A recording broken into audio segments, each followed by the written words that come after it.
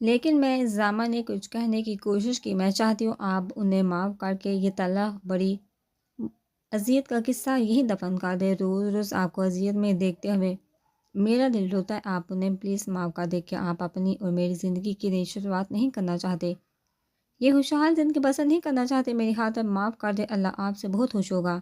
دیکھیے سمن، برائرہ نے اس کے چہرے کو تھوڑی سے پکڑ کر اپنی جانب کیا۔ برائرہ نے اس کے چہرے کو ہاتھوں کے پیالے میں لیا۔ اب بہت اذیت میں ہے، یہ بات مجھ سے بہتر کوئی نہیں جانتا۔ ان کو اپنی کی سزا اتنے سالوں سے مل رہی ہے۔ میں نہیں چاہتی کہ آپ سے کوئی گناہ سرزد ہو جائے جس کی سزا اور انجام برا ہو۔ بے شک اللہ بہتر انصاف کرنے والا ہے، وہ کبھی کسی کی حق تلفی نہیں کرتا۔ جو وہ کر چکے ہیں آپ جانتے ہیں، اس کی اذیت آپ کے گزرے وقت سے کہیں گنا زیادہ اور دردناک ہے۔ معاشرے میں وہ اپنی عزت کھو چکے ہیں، انہیں دیکھ کر لوگ ترس نہیں گن کھاتے ہیں۔ اللہ ان کی مغفرت فرمائے، کیونکہ انہوں نے میرے بابا کے ساتھ بھی اچھا نہیں کیا۔ زامن دامن سادے اسے سنا تھا لیکن بولا کچھ نہیں، شاید وہ ٹھیک کہہ رہی تھی۔ ارمان کی پکار پر زامن برائرہ کا ہاتھ پکڑتا کمرے میں داخل ہو گیا۔ تکلیف سے کہنے پر اس کو جھٹکے لگ رہے تھے، جس کے باعث وہ بیڈ سے 2 فٹ اچھل رہا تھا۔ اس کی چیخیں سسکیاں ہسپتال میں گونجی تھیں۔ کوئی ایسا نہیں تھا جو ندیم کی حالت دیکھ کر کانوں کو ہاتھ نہیں لگا رہا تھا۔ ارمان نے ندیم کو صبح ہی زامن کے بارے میں بتا دیا تھا۔ اس کی بولنے کی صلاحیت ختم ہو چکی تھی، بار بار بھیگی آنکھوں سے وہ زامن کے آگے ہاتھ جوڑ رہا تھا۔ ارمان کے سامنے بھی ہاتھ جوڑتے بامشکل برائرہ کے سر پر ہاتھ رکھا تھا۔ میں آپ کو معاف کر چکا ہوں، زامن نے روندی آواز میں کہا۔ اس کی چیخیں رک چکی تھی۔ زامن کی آواز پورے کمرے میں گونجی اور ایک آنسو ٹوٹ کر رخسار پر پھیلا۔ برائرہ زامن کو بازو تھامے روتے ہوئے یہ منظر دیکھ رہے تھے۔ ندیم کو خون کی الٹی ہوئی، جس سے اس کے کپڑے خون آلودہ ہوئے، گہرے کاٹ لگے زخموں سے خون روانی سے بہہ رہا تھا۔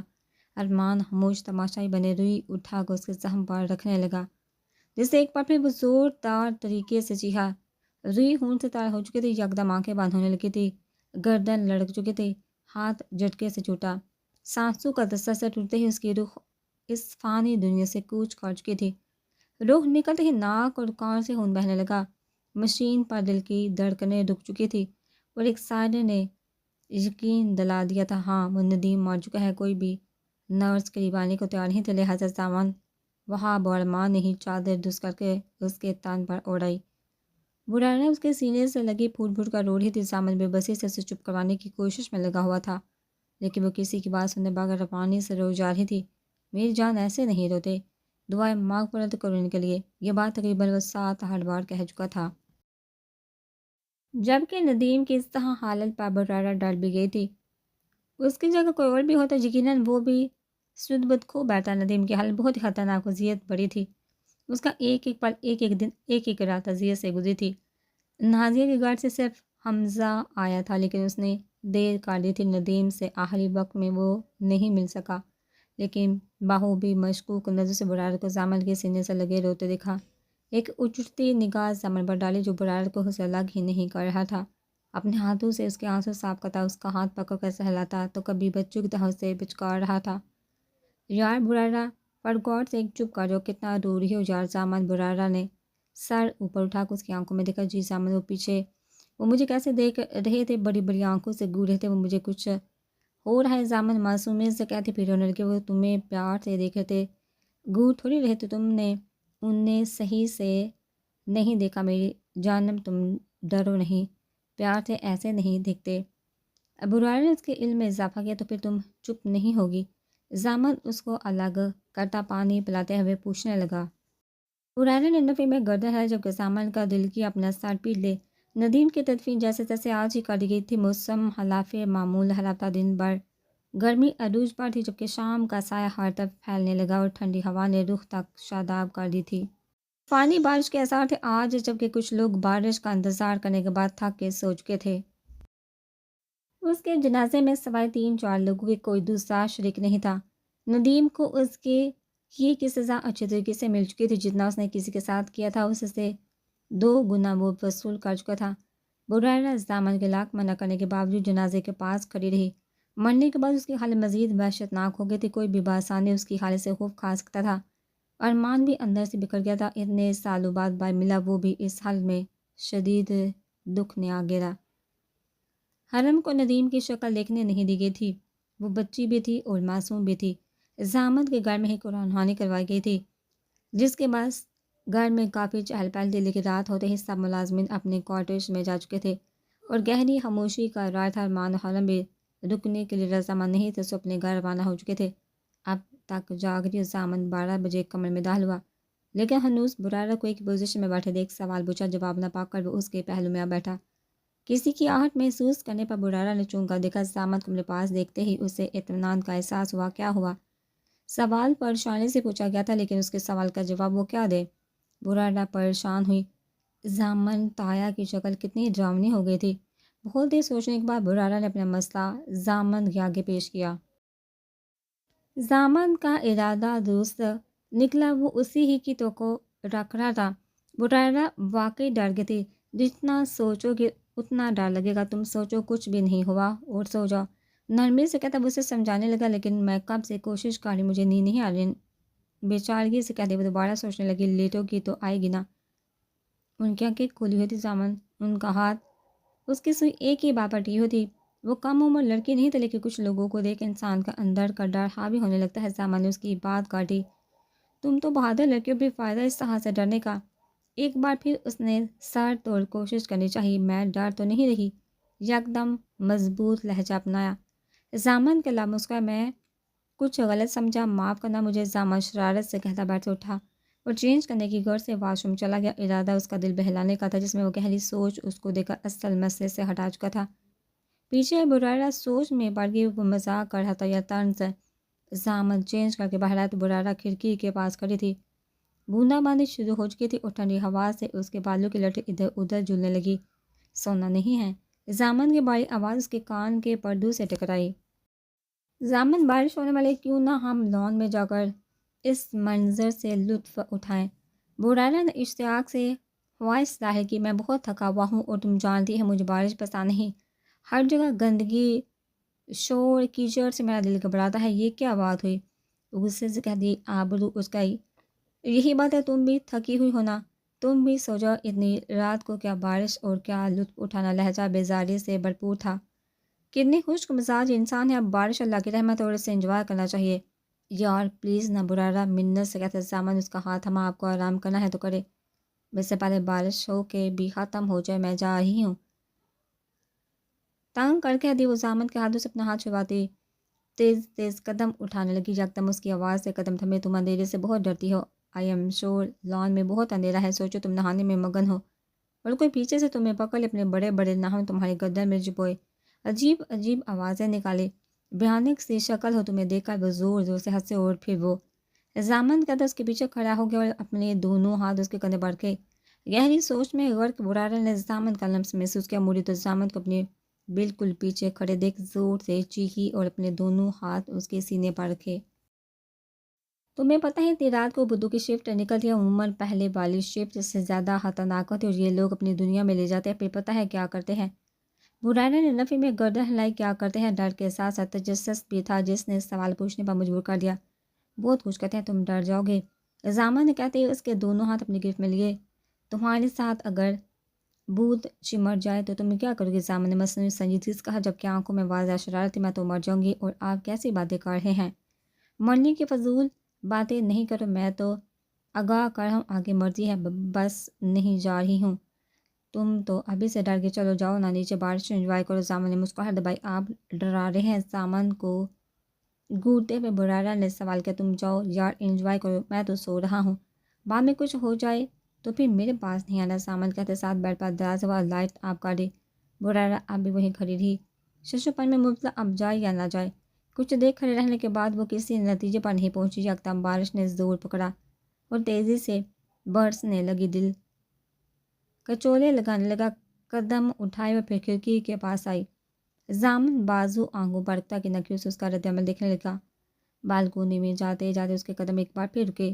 زامن کی گردار آواز سنائی دی، جلدی سے آ کر لیٹو، بیمار پڑ جاؤ گی، ورنہ میں پھر کچھ کروں گا تمہیں وہ منظور نہیں ہوگا۔ زامن کو غصے سے گرا اور پیر پٹک بیٹھ کے کونے پر سکڑی سمٹی لیٹ گئی۔ زامن کی آنکھ لگے تھوڑی دیر ہوئی تھی۔ برارہ نے شرارت سے اسے جھنجھوڑ کر اٹھایا۔ ہڑبڑاہٹ میں زامن نے آنکھیں کھولی، اس کی پیشانی اس کی پریشان چہرے کی طرف دیکھا۔ کیا ہوا؟ زامن کی نیند میں ڈوبی خمار آلودہ آواز آئی۔ کھڑکیاں بج رہی ہیں، کتے بونگ رہے ہیں، پردے اڑ رہے ہیں، کہیں وہ تو نہیں آگے؟ کون؟ بھوتو کی دوسری شفٹ زامن نے اپنا سر پیٹا۔ کیسی بجوجہ سے باتیں کر رہی ہو یار؟ میں نے ایک دفعہ پڑھا تھا حقیقت کی دنیا میں بھوت ہوتے ہیں، بزرگوں کو ڈر لگتا ہے، میں تو پھر لڑکی ہوں، بڑے ٹین ایج نہیں ہوں، اب ہوں تو نہ جانے وہ کیا کیا بولے جا رہی تھی، جبکہ سامان اٹھ کے بیٹھا۔ اس بارے میں صبح بات کریں گے، تو مجھے تھکی ہوئی لگ رہی ہو، سو جاؤ یار اور سونے دو۔ بیزاری سے کہتا وہ آنکھیں من گیا، ایسی بھی کون سی نیند ہے جو پوری نہیں ہوتی کبھی؟ خود سے بڑبڑائی۔ تھوڑی دیر بعد اس نے دوبارہ سامان کو اٹھانا چاہا، یہ عمل دوبارہ کیا۔ زامن غصے سے نیند سے بیدار اٹھ کر بیٹھا۔ اب کیا ہو گیا، سو رہے تھے کیا؟ شرارت سے پوچھا، لیکن چہرہ معصومیت جیسا ہی بنایا۔ نہیں، میں چیک کر رہا تھا کیا میری آنکھیں بند ہو سکتی ہیں۔ ہبکی سے جواب دیا۔ برارہ نے کہہ کر لگایا، سامان مجھے کچھ پوچھنا ہے کیا؟ یہ بھوت چڑیل نام کس نے تجویز کیا ہوگا؟ اور یہ لوگ دکھتے میں کیسے ہوں گے اور بھوت بنے کیسے ہوں گے؟ زامن کو مکمل طور پر وزش کر چکی تھی۔ زامن نے ہاتھ جوڑے، معاف کر دو، اگلی بار بارش ہوگی تو پھر چلیں گے، اب بھی کیوں نہیں؟ ایک اور سوال پوچھا۔ برائلہ یار کیا ہو گیا؟ حیرت سے پوچھا، لیکن زامن اس نے کچھ کہنا چاہا۔ زامن اس کے لب پر انگلی کی، چپ، بالکل چپ، مجھے تو کوئی کچھ بولنے نہیں دیتا، جب بھی میں بولنے کی کوشش کروں میری بات کاٹ دیتے ہیں، میں کل سے کچھ نہیں بولوں گی، میں تو سب کو تانگ کرتی ہوں نا، ٹھیک ہے؟ جب نہیں رہوں گی تو پتہ چلے گا۔ نان سٹاپ وہ بولتے ہی جا رہی تھی۔ زامن نے زبردستی اسے بیڈ پر لٹایا۔ ہو گیا بلیک میل میں، اب سوگی یا ساری رات جاگتی رہوگی؟ ہماری طرف ایک بزرگ خاتون رہتی تھی، پتہ ہے ان کے ساتھ کیا ہوا؟ کیا نیند میں ہی اس نے پوچھا۔ زامن کا حال کرتے اس نے دوبارہ کچھ بولنے کی غلطی نہیں کی، وہ واقعی بہت تھکا ہوا تھا۔ زامن اس کے بعد میں انگلیاں چلانے لگا۔ تھوڑی دیر بعد دونوں نیند کی ہی وادیوں میں کھو گئے تھے۔ حمزہ، لائبہ اور نازیہ بیگم رات سے ہی ہسپتال میں تھے۔ موسم کی خرابی کے بعد ڈاکٹر کی شفٹ تبدیل کر دی گئی تھی۔ صبح کے وقت ارمان ہسپتال پہنچا تھا۔ حمزہ کا بیٹا ہوا تھا، وہ بہت خوش تھا، اللہ نے اسے اولاد جیسی نعمت سے نوازا تھا۔ ارمان زامن کو بھی بتا چکا تھا، لیکن وہ برارہ کی رضامندی کا طلبگار تھا۔ زامن کے اصرار پر برارہ جانے کے لیے تیار ہو گئی تھی۔ ہسپتال پہنچتے وہ لوگ لائبہ کے وارڈ میں موجود تھے۔ ارمان مل کر جا چکا تھا۔ برارہ لال گلاب کا بوکے لائبہ کو تمایا اور مبارکباد دی۔ وہ لائبہ سے خوش دلی سے ملی، لیکن لائبہ اس سے بات کرتے ہوئے نظریں چرا رہی تھی۔ تم نے شادی میں نہیں بلایا؟ برارہ نے شکوہ کیا۔ لائبہ ہنوز خاموشی، تو میری اتنی اچھی دوست ہوتے ہوئے بھول گئی؟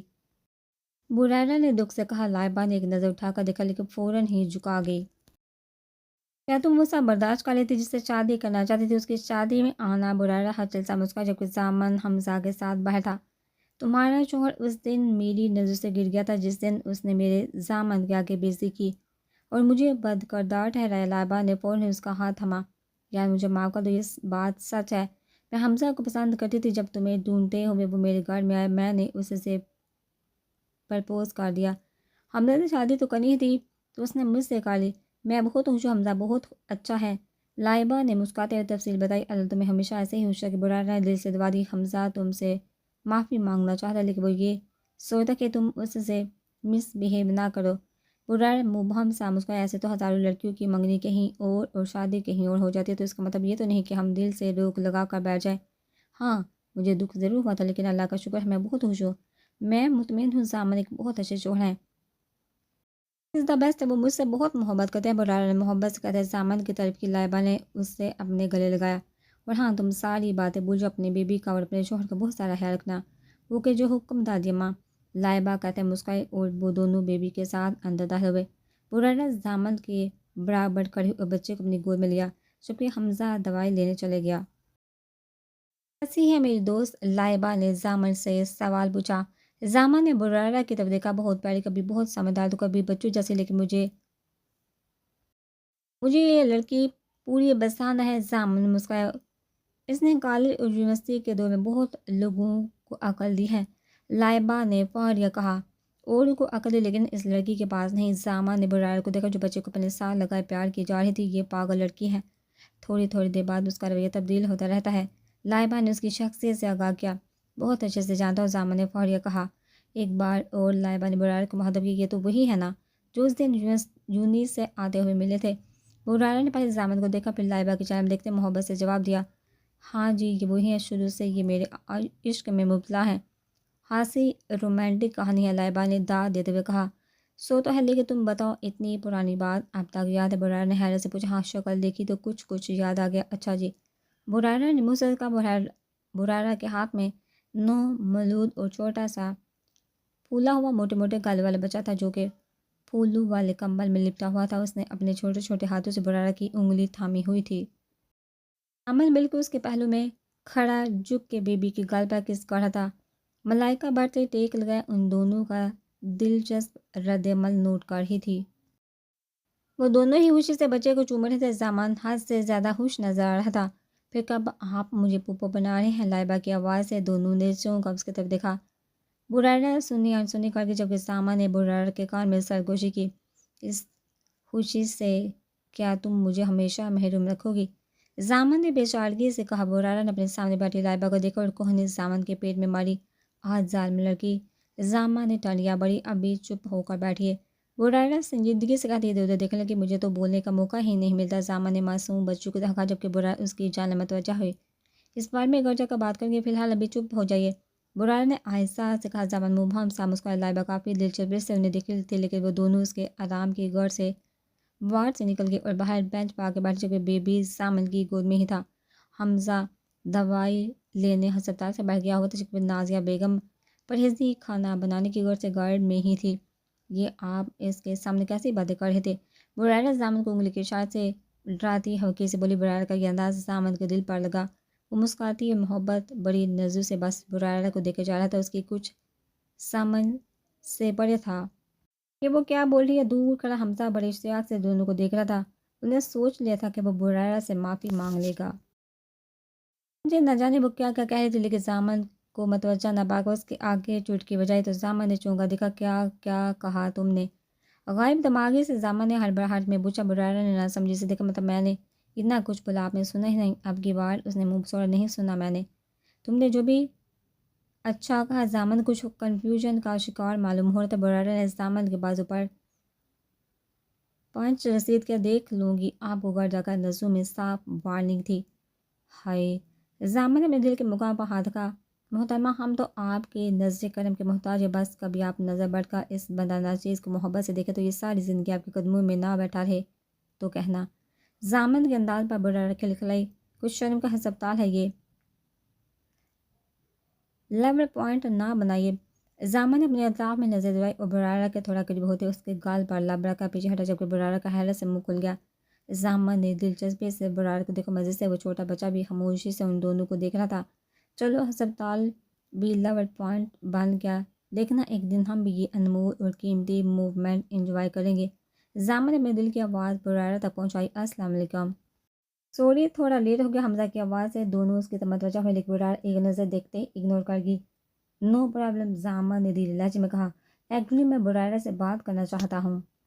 حمزہ نے جھجکتے ہوئے اجازت چاہی۔ زامان بچے کو اٹھاتا اندر لائبہ کو دلنے جانے لگا لیکن برائرہ نے فوراً اس کا بازو پکڑ لیا۔ آپ نے جو کہنے ان کے سامنے کہی۔ برائرہ کے لہجے میں اجنبیت صاف واضح تھی۔ میں نے زامان کو جاننے کا تو نہیں کہا۔ حمزہ کا لہجہ پل بھر میں بدلا۔ کہیے، برائرہ نے یاد دلایا۔ آئی ایم سوری، میں نے جو بھی کہا جس سے تمہاری دل آزاری ہوئی مجھے معاف کر دو، حمزہ نے دکھ سے کہا۔ زامان مسکرائے۔ بچہ حمزہ کی گود میں دیا۔ اب ساری باتیں بھول جائے، میں بھی بھول چکی ہوں۔ آپ لائبہ کا حل کیے، وہ بہت اچھی ہے اور جانتے ہیں نا میری دوست ہے۔ برائرہ نے فقط اتنا ہی کہا۔ حمزہ کی تو جیسے دلی خواہش پوری ہو گئی تھی۔ اس کی توقع کے عین مطابق برائرہ نے کوئی تلخیص سے جواب نہیں دیا تھا۔ واقعی نازیہ بیگم ٹھیک ہی تو کہتی تھی، وہ سمجھدار ہے، کبھی بھی ہلاک سے نہیں گرے گی۔ تھینک یو سو مچ، حمزہ نے چہہ کر کہا۔ نو نیڈ، برائرہ نے احسان جتانے والے انداز میں مسکراتے ہوئے جواب دیا۔ بہت بہت مبارک اور سب کچھ بھول جاؤ دوست، زامان کہتا اس سے بغل کی طرف لیکن کان میں سرگوشی کرنا نہیں بولا۔ سوری، حمزہ نے اس کی نظروں میں جھانکا جہاں برائرہ کی محبت کا ٹھاٹھے مارتا سمندر آباد تھا۔ حمزہ نے آنکھیں بند کر کے کھولی جیسے کہہ رہے کوئی بات نہیں، میں بھی خوش ہوں۔ حمزہ نے ایک نظر برائرہ کو دیکھا اور ایک نظر اپنی گود میں موجود پیارے سے بچے کو دیکھا جو بھی کچھ تو مثبت اقدام کرنا ہی تھا۔ اٹس اوکے، ہم پھر کبھی آئیں گے۔ زامان برائرہ کا ہاتھ تھامتا مسکراتے ہوئے ہسپتال سے نکل گیا۔ لائبہ نے کچھ غلط نہیں کہا۔ ویسے برائرہ نے آنکھیں چندیا کر زامان کی طرف دیکھا۔ کیا؟